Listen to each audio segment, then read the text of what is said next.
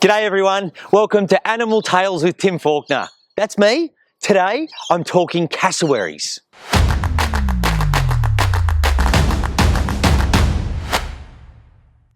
Cassowaries are rated as the most dangerous bird on earth, but they're also very interesting. They live throughout the tropical rainforests of North Queensland and Papua New Guinea and West Papua. Cassowaries are living, walking dinosaurs. And when you look at one in locomotion and its physical features, you can appreciate you're looking at a velociraptor. It's lost its teeth, it doesn't eat meats, it feeds on fruits in the forest, but it's a dinosaur and they're some of the oldest birds on earth. Now let's go through some of its physical features. So we start at the crown. The crown is that mass on top of the head, and it's made from the same material as your fingernail. Now a lot of people see it and think it's a horn, it's a weapon, but it's not. It's used to catch sound. Now in a rainforest, cassowaries, there's really thick forest, and when they call, they boom, and it's a big boom, boom. And that crown helps them to catch sound, to be able to hear where other cassowaries are, maybe territorial, male or female calls.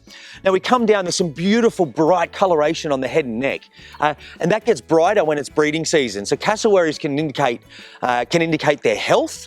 They can indicate whether they're the top male or a subordinate male by that colour. They've got great eyesight, a big eyeball, and they can really pick colours out, different fruits and berries and things that fall to the ground in the forest. The beak has one purpose. It's not used for pecking, it's not used for fighting, it's used for picking up food. Now if we come down the body, they have feathers, but they're very different than feathers on, let's say, an owl. An owl has light feathers and flight feathers. And flight feathers are used for what they sound like. They're used to fly, but cassowaries are flightless. So the feathers on cassowary are basically to limit their exposure. It means that the feathers can insulate them and keep them warm. And actually their wings, they've lost their wings. They've got these things called quills that are like the internal part of the feather where their old wings used to be. My favourite part, the legs and feet. Now the legs are hard and scaly, like you'd imagine a dinosaur. They're protected. But the foot has this incisor claw, and that's the claw that does all the damage. If a cassowary gets aggressive, it will jump in the air, both feet up, and whack them down. And that incisor claw is what can actually disembowel another cassowary or a human. The cassowaries live in tropical rainforests. It's really dense. They don't build a shelter. They kind of sleep anywhere. But they would pick a spot where there's not much wind, where there's not a creek flowing, where it is quite a stable temperature, and that's where they'll lie down and sleep. But they don't need protection from predators like a lot of other animals do. Things like dingoes would hunt cassowaries if they could, but when a cassowary hits the protection of the thick forest, that is its domain, and it's really safe in there. The habitat of cassowaries are some of the lushest and most beautiful tropical rainforests on earth. They're a really big bird and they need a lot of food, and the rainforest provides that. There are about 80 species of plant.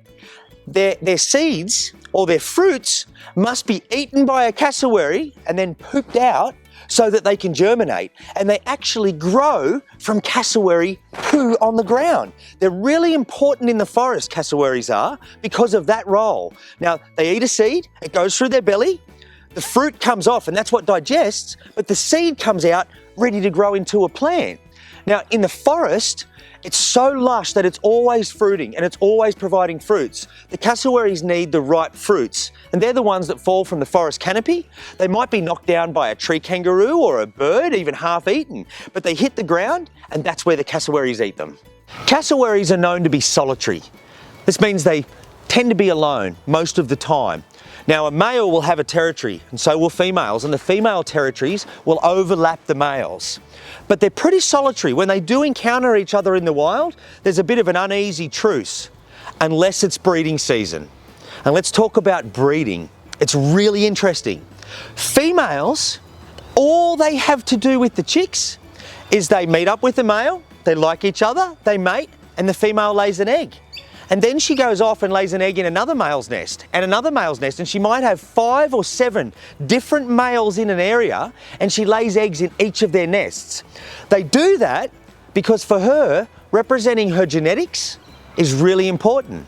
Why would she lay all of her eggs in one male's nest?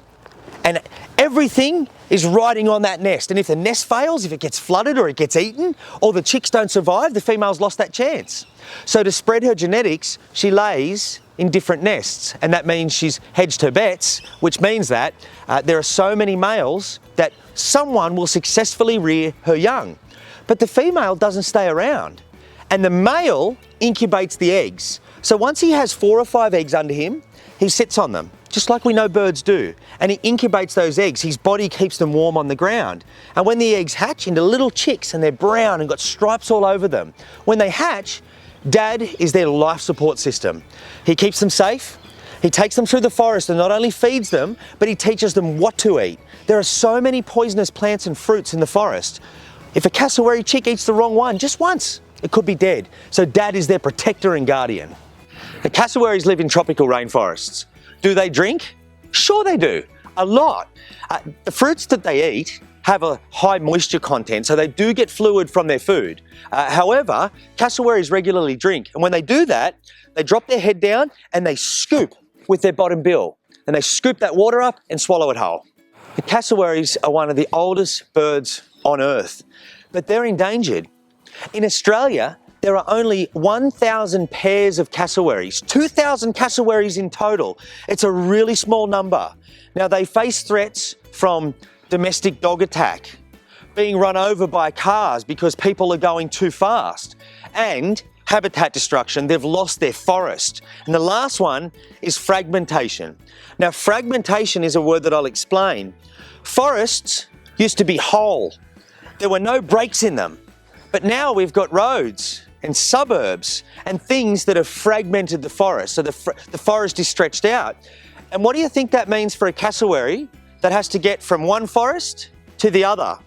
They have to cross a road, or they go past suburbia where there's dogs. And so now we have 2,000 cassowaries. A lot of people care about them, and a lot of people are working really hard to try and stop their extinction. Now, I have 2 bits of homework for you today. And the first is, I want you to tell me what colour a cassowary's egg is. And please draw it for me. I want a male cassowary standing next to his eggs, 4 or 5 eggs. I almost just said what colour they were, but I didn't. What colour are the cassowary's eggs? And one other thing, cassowaries are a really big bird, but there are others that are bigger.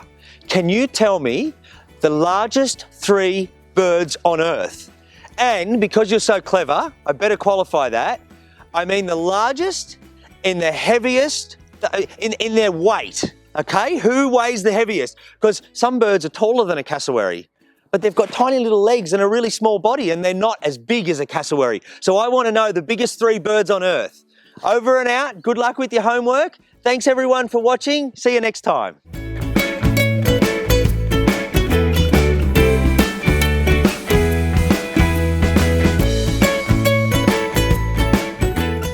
Thanks for watching everyone. Now, the keepers and I are looking after all of our animals and our families, but we all have a bit of extra time at the moment, like you probably do too.